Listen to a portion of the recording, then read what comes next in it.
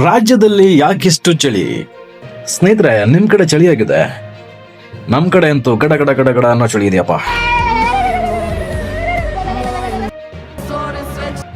ಯಾಕಪ್ಪ ಇಷ್ಟೊಂದು ಚಳಿ ಅಂದ್ರೆ, ನೀವು ಗಮನಿಸಿದ ಹಾಗೆ ಅಲ್ಲಿ ಇಲ್ಲಿ ಭೂಕಂಪಗಳು ಆಗ್ತಾನೆ ಇವೆ. ಎಷ್ಟೋ ಜನ ತನ್ನ ಪ್ರಾಣವನ್ನ ಕೂಡ ಕಳ್ಕೊಂಡಿದ್ದಾರೆ. ಹಾಗೇನೆ ಮಳೆನೂ ಕೂಡ ಕಮ್ಮಿ ಆಗಿದೆ.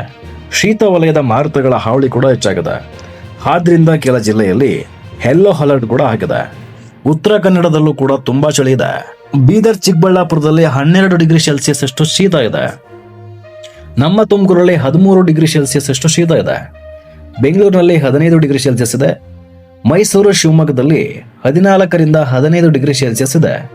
ಆದಷ್ಟು ಸ್ವೆಟರ್, ಟೋಪಿ ಹಾಗೇನೆ ಬೆಳಗ್ಗೆ ಜಾಗಿಂಗ್ ಮಾಡೋರು ಕಿವಿಗೆ ಹತ್ತಿ ಅಥವಾ ಸಾಂಗ್ ಹೇಳುವ ಇಯರ್ಫೋನ್ ಅನ್ನ ಬಳಸಿ ಜಾಗಿಂಗ್ ಮಾಡಿ.